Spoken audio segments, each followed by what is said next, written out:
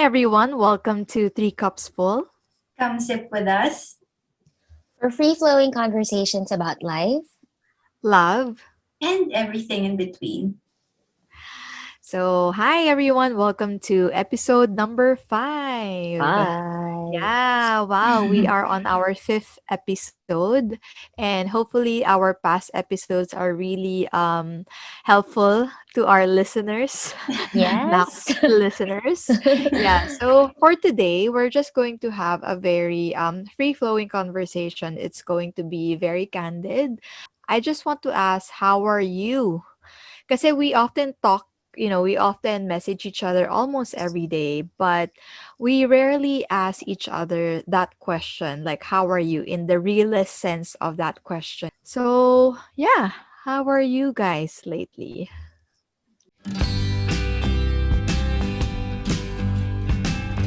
Kasi when people ask, how are you? Parang your automatic answer will be, okay lang, I'm okay. Parang ganun. Pero, di ba, parang generally, even if you're not okay, that's what you say. Kasi parang you just get used to it.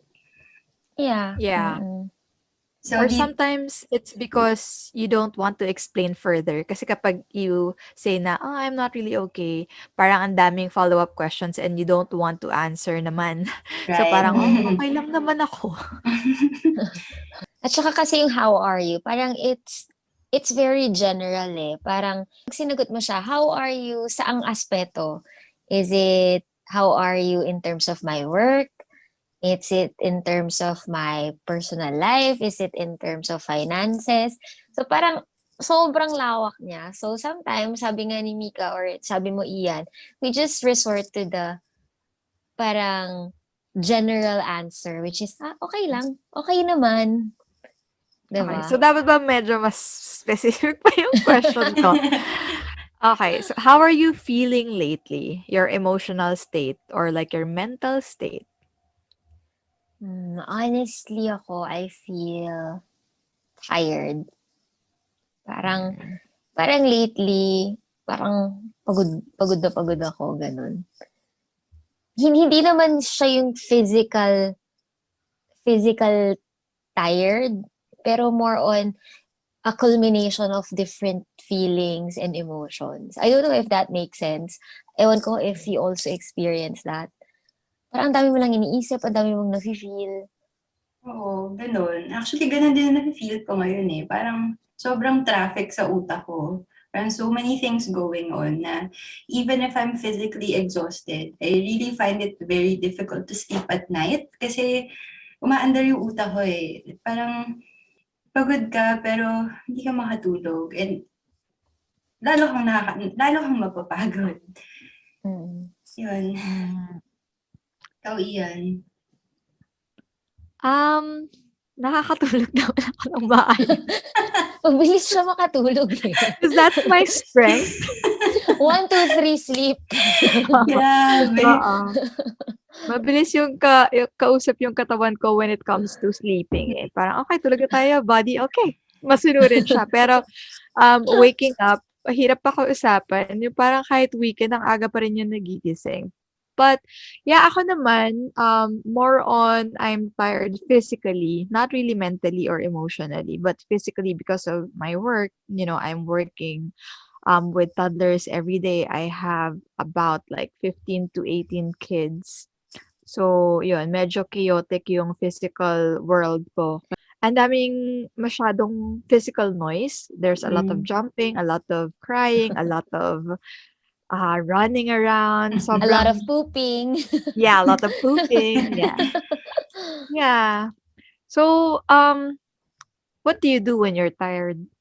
Kasi 'di ba if it's a physical tiredness, you just sleep, you just take a rest. But it's harder, I guess, 'di ba, if you're emotionally or mentally tired, parang how do you rest your mind and your soul? Grabe that's a difficult question in fairness. Kasi kung alam ko yung sagot dyan, then I would You I wouldn't wouldn't feel be tired, yeah, diba? yeah, I wouldn't be as tired. Pero siguro one thing is just to breathe. Kasi sometimes when it's so chaotic in your brain, parang all you need is like a quiet space and breathe. Parang ganun. So ako sometimes when kasi I spend the whole day taking care of Finn and he's a toddler, very energetic toddler. And sometimes pag nandun kami sa point na umiiyak na siya and I'm also very tired na or konti na lang yung patience na natitira ko, I just sit on the couch and close my eyes and breathe. Kasi otherwise, pag talagang nagpadala ko dun sa pagod ko, mabubuhos ko lahat kay Finn eh. So I try to calm myself down. But so far, yun pa lang yung kaya alam kong gawin just to calm my busy mind from working. Yeah. Breathing really helps a lot. It's so, normal to breathe, Yeah. but it does so much wonder to your body. Actually. Especially deep breathing, di ba? Yeah, Mm. that's true. What about you, Nessie? Actually, it's kind of hard for me to answer that question kasi I don't really know if I'm doing it right. Kasi parang ako, when I'm emotionally tired or when I'm exhausted, hindi ko alam talaga kung ano yung gagawin ko. So parang iba-iba. Like, minsan, pag feel ko lang makinig ng music, para lang ma-drown Mm. yung noise na naririnig ko in my head. Para lang makalimutan ko kung ano yung iniisip ko. Minsan, I try to divert my attention somewhere else. So, I either listen to music. Sometimes, I go to Netflix, just parang find a no-brainer movie na hindi ako masyadong masistress, yung matatawa lang ako, ganun. Or minsan, tutulala lang ako, as in literal. Nakatulala lang. Parang gusto ko lang pumatay ng brain cells. Kasi, I'd rather kill my brain cells than to think about anything else. Kasi nga, nasistress ako eh. So, again, wala ako talagang, one size fits all na solution to addressing my mental, emotional exhaustion. Kasi I do different things. Kung ano lang yung feel ko. Tapos minsan, pag parang feeling ko sobra na siya, minsan makikinig ako, mag-YouTube ako, makikinig ako ng preaching or ng talk or makikinig ako ng, alam mo yun, good for the soul music. Iba-iba eh. Wala talaga ako masasabi na lagi kong ginagawa to battle mental and emotional exhaustion. Yun lang. Ikaw, Ian. Sometimes kasi, I try to assess kung ano ba yung factor na nasistress ako, why am I so tired. So, paminsan, it's because of what I'm eating. So, if I'm not eating healthy the past few days, maybe that's one of the reasons why I'm always so tired. Sometimes, if you're dehydrated, paminsan hindi natin alam na dehydrated lang tayo. So, parang feeling natin medyo ang bagal nung catch up nung physical body natin eh. Pero usually, you just really have to drink a lot of water. So, yun, yeah, and I sleep a lot. I really value my sleep. I take it really seriously. It's really important for me to get 8 hours of sleep eh. Yeah, Kasi, expert ka sa sleeping eh. yes, I can sleep anytime, anywhere. Kapag kulang yung tulog mo, you're more irritated, you're annoyed, or parang mas mabilis ka ma-stress. So, yun. We're really all different, no? Kasi like some of us, we really shut down. Like ako, I shut down, I sleep. Literal na shut down. Or sometimes we deal with it by distractions. Yun nga, yung kay Agnes, like watching a no-brainer YouTube video or like a movie. Or like Mica naman, it's really just slowing down. So, iba-iba talaga, no? Actually, I feel kasi na sobrang dami ko kasing gustong gawin. You know, di ba? Like what we talked about last time na about self-love, di ba? Siyempre, kailangan mo rin i-pamper yung self mo para makabigay ka ng love to other people. But sometimes, as much as you want to do that, you're left with no choice eh. Like in my situation, kasi diba, wala naman kaming ibang kasama dito. So, I really have no choice kundi ako gumawa ng stuff like take care of Finn, do the chores, ganun, friends at work. So, ako lang talaga. So, even if I'm already exhausted, wala eh. Parang even if I want to give time for myself, I couldn't do it kasi I don't have time. So, paano ba? Mga momshies natin, listeners, paano ba? Paano niyo ba hinahandle yung stress, diba? Kasi minsan, talagang parang pagod na pagod ka na, pero wala kang choice. Wala ka talagang choice. And sometimes it's just so overwhelming kasi wala kang time for yourself. Parang, parang nakadagdag pa kasi yung pandemic. Alam mo Mm-mm. yun, parang we're stuck where we are and wala na sa atin yung leisure of like traveling, seeing your family. Like in my case, when I was in the Philippines, whenever I feel stressed, I just go for a drive, Mm-mm. go to my friend's house, milk tea tayo, ganyan. But of course, because of the pandemic, wala eh, hindi mo magawa yan lahat eh. So I think that also adds up to the emotional and mental strain that you're feeling right now. Siguro at least for me, ganun yung nafe-feel ko. Kaya parang times two yung nararamdaman ko. Kasi nga yung mga dating nakasanayan ko, na feeling ko nag-work naman before para makalma ko yung sarili ko. Hindi ko na siya magawa ngayon. So parang in my head, parang, oh my gosh, ano ba? Paano ba to? Paano ba? Oo, that's true. Ang daming uncertainties, ang daming fears, 'di ba? Oo. Tsaka iba pa rin talaga yung physical presence ng loved ones. I mean, we get to talk to each other naman through video call, pero iba pa rin yung kasama mo sila eh, di ba? About stress talaga yung episode na to. Oo nga eh.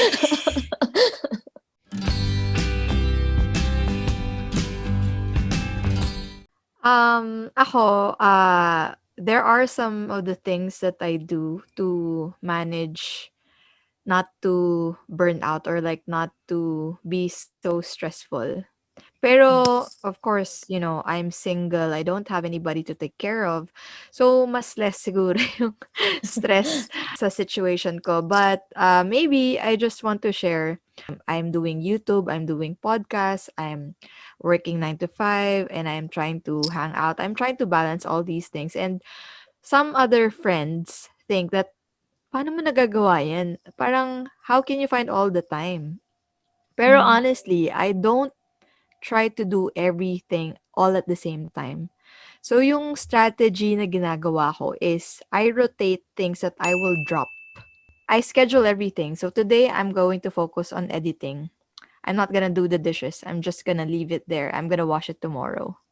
So today I'm gonna do house chores. So no editing, no filming today. So I schedule everything. But of course, that's one of the perks of being single and alone because nobody's going to make reklamo about the dishes or ano, 'di ba? If the house is not clean. I don't know, maybe you can also drop things that's not super important at the moment or like you can schedule your rest, 'di ba? Speaking of Parang ganun. dropping things, that's also one of my baggages ngayon, no? Kasi sometimes I feel guilty.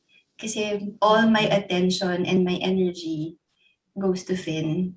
Na sometimes wala nang natitira kay Fred, my husband. And I feel so bad about it kasi parang the only thing lang na nagagawa ko for him now is to cook for him. Ganon.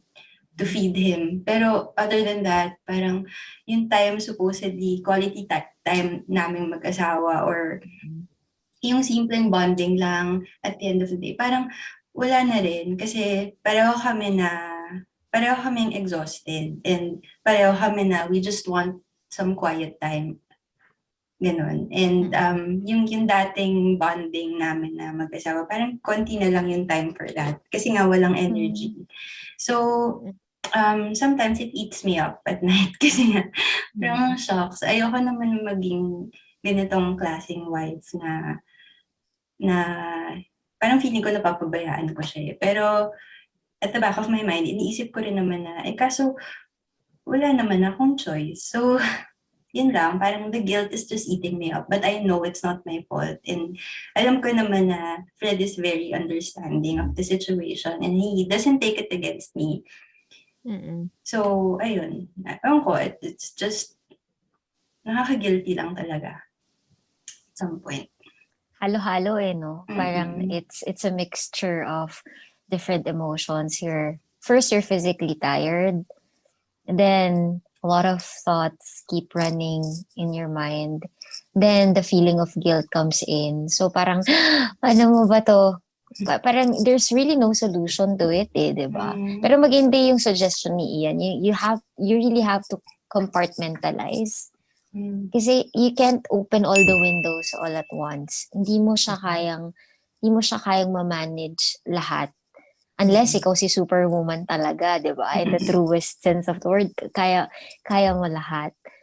Pero yun nga, pero ang hirap talaga. Parang wala ka kasi talagang pwedeng gawin na mag-a-apply sa lahat. Meron at meron kang masasacrifice eh. And that's reality. That's life. For me, I don't really believe in balancing everything to perfection. Walang perfectly balanced life. I don't think so. Kasi like one aspect of your life, may magsasuffer at may magsasuffer talaga eh. It's just really you deciding kung ano yung important sa'yo in this season at this moment.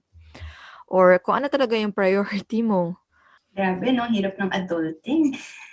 Sobra. Mm. Dati Because it's pinoproblema not lang natin yung homework, di ba? Ngayon, ang dami. true. Adulting. Because it's not only just managing your time, but it's also managing yourself, your energy, your money. Yes, money. Switch ba? Okay, wag na yung money. Baka mas lalong mas stress. Hindi, tsaka kasi, I guess, now that we're adults, when we were younger, when we were in college, di ba, parang tayo, isipin na natin, ano kaya yung subject na absentan ko? Ilan pa ba yung absence na pwede ako dito sa subject na to bago ako bumagsak? Alam mo yun, parang meron kang Bago bumagsak.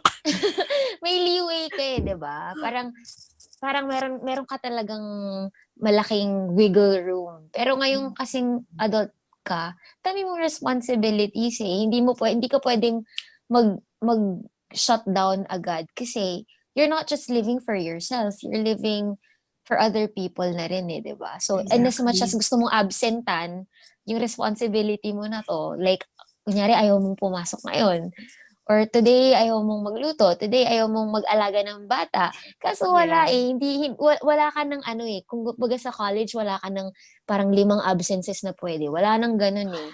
Yeah. Di ba? So I Mm-mm. guess that's why it's more stressful. Kaya parang dati, nung mga bata pa tayo, parang everything is easier. Kasi, Mm-mm. you know, parang parang ang dami nating pwedeng gawin and we can actually get away with it. Pero now parang if you drop something or if you drop everything, it has its own consequences. That's And true. you don't really wanna clean up your mess kasi mas magiging stressful yung buhay mo. That's true. And to add on to that, siguro kaya mas stressful na ngayong adults. Kasi there's a lot of, small pressure of like for example, um, taking care of your health, being excellent at work, maintaining relationships, handling finances. 'Di ba? Ang dami mong gina-juggle. Tapos, oh my God, ayoko Yung magka-wrinkles. skincare ko, Yung skincare. skincare game ko pa. Kahit ayaw mo na Diba? magpahid kasi pagod ka na, gusto mo na lang True. matulog. Oo. Diba? And siyempre kapag pag parent ka pa, may additional Oo, din na parang, isipin mo pa yung anak mo. yeah, yung parenting ko ba okay, lumalaki ba yung anak ko ng maayos, parang gano'n. Kasi Pero isipin mo pa yung family mo, yung parents mo, yung mom ko, yung dad ko, 'di ba? They're getting older, parang, no. oo, 'di ba ang dami talaga? Mm.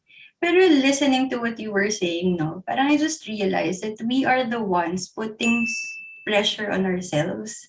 Kasi wala namang ibang nagpe-pressure sa atin na, o dapat ganito kang klaseng mom, dapat ganito ka sa work, dapat ganito ka sa partner mo. I mean, tayo lang yun eh. I guess, tayong mga, ewan ko, common ba yun sa girls lang, na tayong mga girls, we always want everything to be smooth sailing. We always want to be perfect. We always want to be on top of everything. Pero I guess that's the main reason why we are stressed out and burnt out.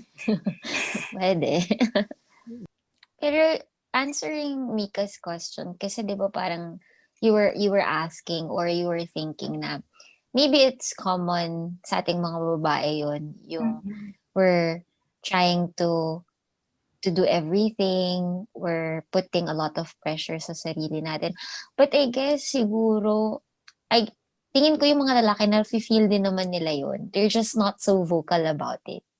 Mm. Diba? Parang they really don't want to be vulnerable. Parang ayaw nilang i-expose yung weaknesses nila. Kasi for girls, for us, it's easy eh. Parang sometimes we whine. We complain. We're so vocal about it. We're like, oh, I'm tired. Hindi ko na kaya. Ganito, ganyan. And it's okay. And nobody will really say anything bad about it. But sometimes kasi if the guy expresses that, I guess sometimes sa society, it can be frowned upon. Na parang that will kind of show na he's weak or parang hindi siya yung man of the house, parang ganun. Pero feeling ko lang yun. So kung lalaki kang nakikinig ka ngayon, you can Debunk. you can debunk what I'm saying. Pero feeling ko naman nakakaramdam din naman sila ng pressure. Siguro naman tao lang naman din sila, di ba? Oo. Mas magaling lang sila mag-mask. Or ano kasi, yung mga lalaki din kasi mas logical mag-isip. So, more on naka-focus sila sa problem solving. Yung babae naman kasi, mas gusto nila, mas kino-console ang feelings sila.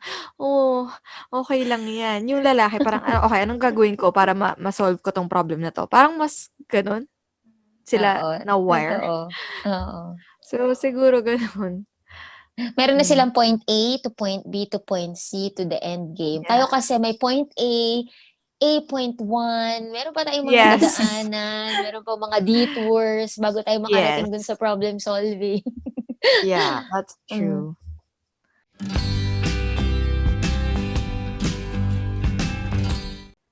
Well, obviously, we all feel tired. At some point, we all feel stressed out. We feel like negative emotions. But of course, hindi naman tayo nagising lang and we feel that way. Or hindi naman yun nangyari na lang instantly, diba? Of course, it could have been triggered by something else. It could be like, could have been triggered by a person. It could have been triggered by a situation. It could have been triggered even by a song or whatever you're experiencing right now. Kayo ba, what are the common triggers or mga causes ng mga negative na nararamdaman niyo recently? Counted ba yung ang kulit kasi ng anak ko? Oo, counted. Valid Oo, yun. valid naman. Ay, hindi siya nakikinig. Valid yun, ma'am. Yeah, valid naman. Ako, obviously, ang nagpapastress naman talaga sa akin ngayon is yung overwhelming load of work that I need to do, chores, never-ending chores that I need to do. And the fact that I still have to take care of my son. And bottom line, I just don't have time for myself.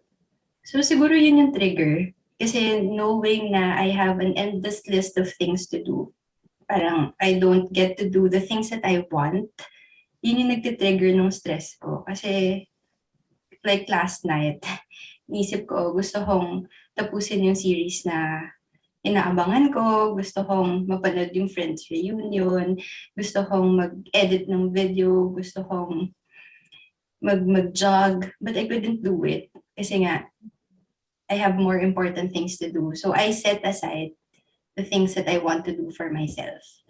And it stresses me out kasi ako yung type ng person na if I think of something that I want to do, parang hindi ako mapakali until hindi ko siya magawa. So, ayun. So, I just end up thinking about it at night and not being able to sleep. So, yun lang. That's very valid, Mica. Mm. Ako, siguro kapag I cannot control it. Mm. Yun. Like, for example, if I want things to happen my way, uh, at my own pacing, yung mga ganon.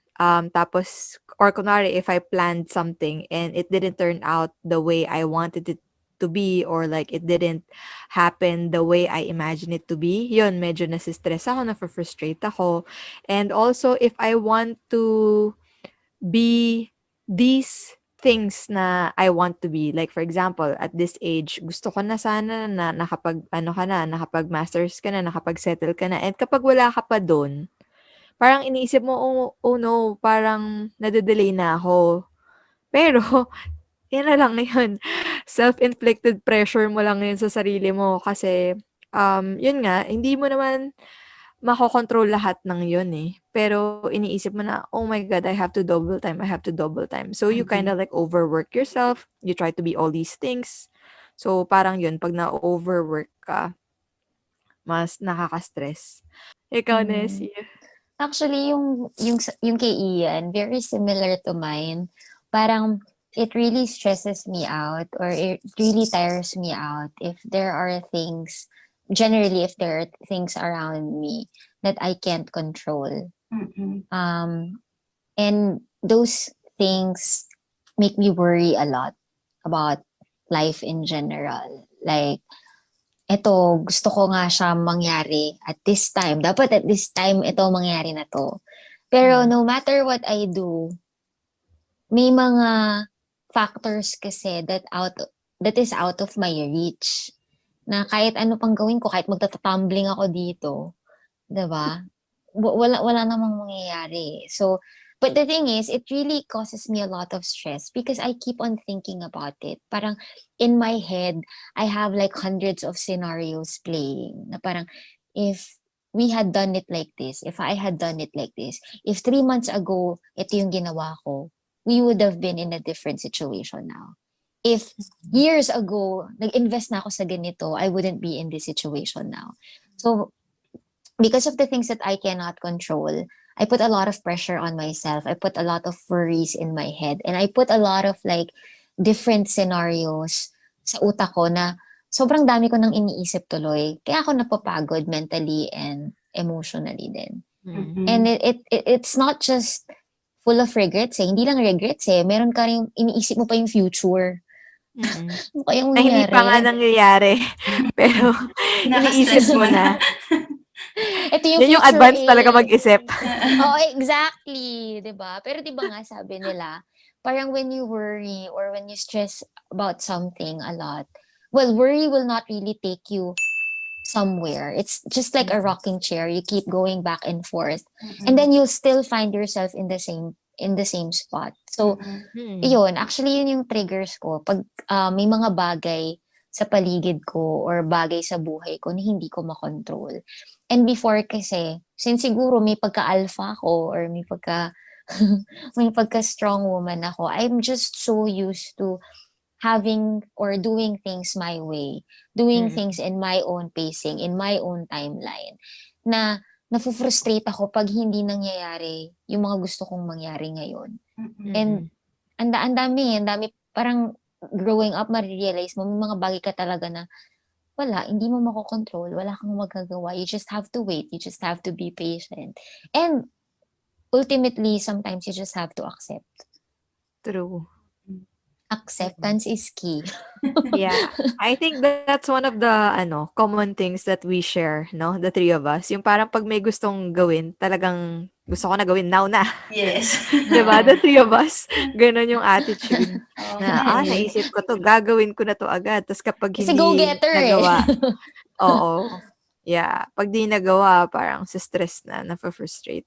Kaya Mm. minsan naiinggit ako dun sa mga taong go with the flow. Yung Ang parang, hirap nun eh. parang sobrang, parang ang Carefree. saya-saya nila, very Mm-mm. Yeah. carefree. parang minsan naiinggit lang ako dun sa disposition nila na parang isip ko, wow, itong taong 'to parang wala siyang stress sa life. Parang ang saya-saya niya lang lagi. Parang ako ang dami kong stress sa buhay. Bakit ang dami kong iniisip na parang minsan gusto kong hiramin yung mentality nila and the way they think. Kasi parang wala, parang ang saya lang ng life nila. Or so we thought, or so we think, 'di ba? Yeah. Minsan hindi rin naman natin alam kung ano talaga yung nasa isip nila, hindi naman din talaga natin alam what they're thinking. They could be fighting battles That we privately don't na hindi know. oo, na hindi Yeah. naman nila shini-share. Or baka tayo, on the hindsight, tayo, in the eyes of other people, parang ang saya-saya din natin, Yeah, 'di like ba? we have it all We're living the together, best pero life, yeah. We have the perfect internally, life. yeah. Oo, 'di ba nakakapag-podcast pa nga sila, ang dami nilang time, 'di ba? Yeah, that's right. Ay, grabe, no? Mm. Meron pa pala akong isang trigger. I mean, I'm not sure if other parents would relate to this, pero naiinis ako sa mga unnecessary comments about how I parent my child. Okay, yeah. Like, That's really kunyari, annoying. if I post something, kunyari, I post something online na hinahayaan ko si Finn to play under the rain, and then someone would message me na, ay, baka magkasakit, ay, baka ganyan, baka madulas. Natitrigger ako dun. I don't know if it's just me. Parang ako, I'm the type of person naman talaga na I don't really care sa mga opinion nyo about sa akin. Pero with the way I parent my child, parang wag kayo magko-comment ng ganyan kasi parang it makes me feel na, hello, hindi ko naman papabayaan yung anak ko. Parang ganun. So, trigger Oo. talaga siya sa akin. That's very valid. Yeah. And I think you're not the only one. I think a lot of moms can relate to you, definitely. Actually, yung sister ko, kasi di ba si Revi, she has 2 young kids. And she recently experienced something like that. Hindi ko naman friend yung friend niya na yun. So, carry bells lang. Pero siya, generally, the comment was, of course, babies, di ba, naka-diaper. Di ba? Ano bang dapat suotin ng babies? Na parang meron lang nag-message sa kanya na parang, oh, you shouldn't be taking videos of your baby na wearing diapers only. Kasi daw, marami daw mga mas sasama yung isip online na baka, you know, alam niyo yun? So, parang nagulat yung sister ko dun sa unsolicited advice na yun na parang, hindi ko naman ine-expose yung anak ko. I mean, she's wearing a diaper. I don't think there's anything malicious about that. Pero siguro yun, nakakainis kasi it was an unsolicited advice. It was not something you asked for and it was done in poor taste. Parang ganun. Yeah. Or even, yung mga just comments in general, like about your weight, about you being single, about you not having kids yet, kapag medyo matagal na kayong mag-asawa, parang kailan kayo magbe-baby, yung mga ganon. Or bakit single ka pa? Parang, ako nga, hindi ko sinistress yun. Bakit ikaw sinistress mo pa yun? Pwede bang kanya-kanya tayong stress sa buhay? Totoo. Nakaka-trigger talaga yung mga ganun no? Parang mind your own business, pwede ba? I Kasi like minsan, that. With Howie ng hair, Mica. Pwede bang mind your own business? Ano pa? Diba? Tsaka ano kasi minsan, alam mo na the comments or even sometimes the advice, it's not coming from a good place. Yeah. Mararamdaman mo naman kung genuine na, nga, concerned talaga siya, so I appreciate it. Pero may mga comments talaga na parang mema lang, may masabi lang, di ba? Or may ma-comment, or may masabi lang. Or sometimes you feel like they're saying it to make them feel better about themselves. O, di ba? Ang nega ko na agad. Yeah, that's why I think it's very important that you know how to filter the things that, goes to your mind, goes to your eyes, goes to your heart. You really have to have a filter. Sa eyes mo, sa ears mo, sa mind mo, sa heart mo. Hindi dapat lahat ng negative comments or like negative people pinapapasok sa sistema mo, eh. Kailangan True. talaga, "Ay, ano, close ba tayo? Bakit ka nagko-comment nun? Okey. Gusto Eto ko hindi 'to yun, eh. papasok sa hindi 'to papasok sa sistema ko, out. Ikaw din, tao ka, out. Out ka sa buhay ko, block." Hindi ka nagma-matter. Yeah. Yeah, so that's why it's really important to filter things out kasi if you're going to take it all in, naku, sobrang magsa-suffer ang ano mo, ang mental health mo at ang Mm. emotional well-being mo, naku. So, kung yung taon na yun is nagko-cause or isa sa mga triggers mo, tanggalin ang triggers. Ligwakin ang triggers, 'di ba? Delete, Erase, Ay, block. unfollow, mga Yeah. ganyan. Mhm. Wala naman akong taong in mind. Sinasabi ko lang 'to generally. This is just general advice, general thoughts. Mm.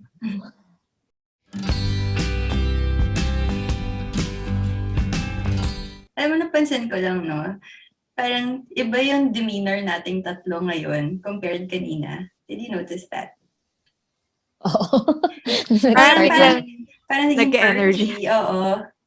It really helps when you're talking to the people you trust, the people you love, the people you know that really genuinely care about you, 'di ba? 'Pag Mm. nalabas mo yung stress mo, um, you just feel so much lighter and so much better. And to add, no, also people, wouldn't judge you Ay, Oo for nga. true. healing that way. Mm. I think that's important, eh, kasi sometimes we hesitate or we kind of like veer away from sharing to other people because we also have this fear of being judged. Na like for example, Mm. if you whine about work, like ito yung na-experience ko sa work, people might perceive you as tamad naman nito or Mm. Mm. unprofessional naman ito. Or if you whine about you taking care of your kid, you being tired, baka sabihin, ay, ano ba naman to? Di ba dapat pag nanay, all in, dapat hindi napapagod, parang ganon. Walang judgment. Or dapat, Yeah. dapat perfect wife. Dapat hindi ka nagrereklamo pag ito yung kailangan mong gawin. Pero with the people that you really trust, the people who really care for you can just bare your soul and bare your heart without the fear of being judged at all. Mm. Mm-mm. Thank you guys for Thank not you. judging Yeah. me. You guys are my safe zone. Thank you. Yes. Yeah, I feel so much better na. Yeah, me too.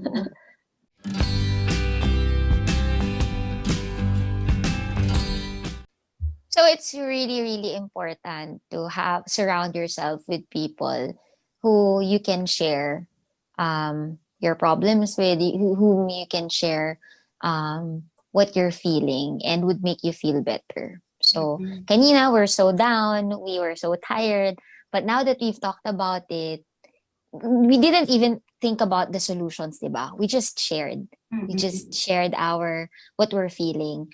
And I think that's enough. Having someone to listen to you and also understand where you're coming from helps a lot. That's right. Okay, so I think it's time for our cup away Cup time. Up away! away. Yeah.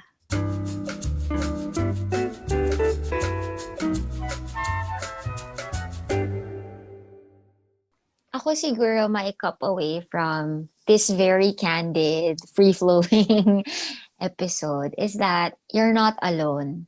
Mm. You're not alone in your problems. You're not alone in what you're feeling. You're not the only one feeling that way. So don't beat yourself up too much about it. People who seemingly have perfect lives may also be experiencing the same feelings you're feeling right now. So just allow yourself to feel whatever you're feeling, but at the same time, don't drown yourself too much in those negative emotions. Talk to the people that you love, talk to the people that care about you the most, and just, let them help you as well. So, yeah, that's my cup away from today's episode. Me naman, my cup away is that don't underestimate the power of having a quiet time when you're overwhelmed with a lot of things. With, Mm.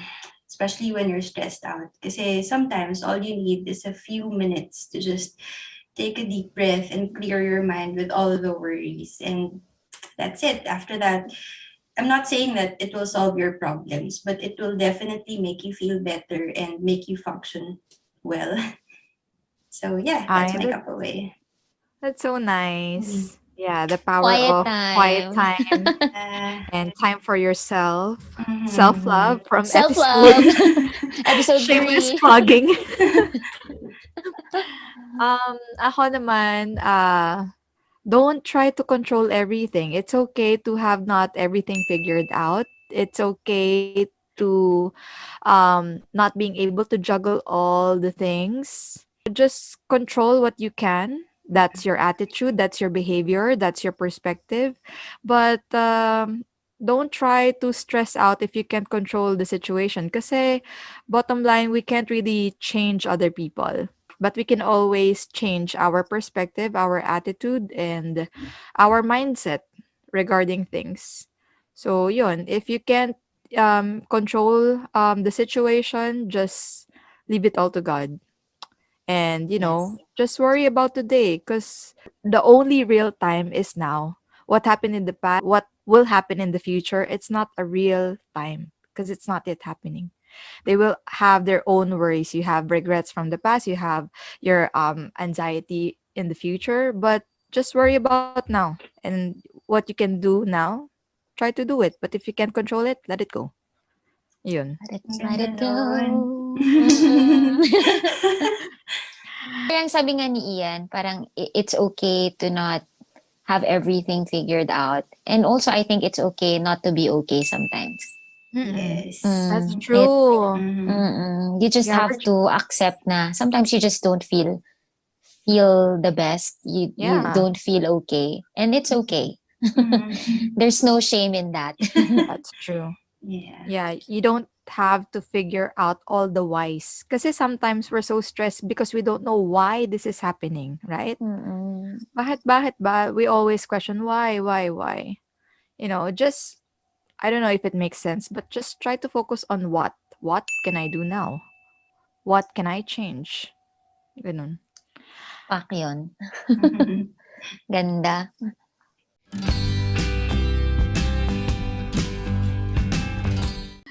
Okay, so yeah, that's it for our episode for today. It's a very candid. Basically, we just talked about how we are feeling lately, and it's very wise to take a step back and ask yourself also like how are you feeling really, and try to talk to a trusted loved ones or your friends, and share about what you're feeling, or you can journal it out if you want a safer place to share your feelings. So yeah, that's it. Thank you so much for joining us today, and we hope that you can join us again next time, next Saturday, 6 p.m. PH time. If you want to show us some love, please don't forget to like this video and subscribe to our channel. And if there's anything you'd like to add or share about today's episode, please feel free to comment down below. All right, so come sit with us again. For free flowing conversations about life, Love. And everything in between. Bye. Bye. bye.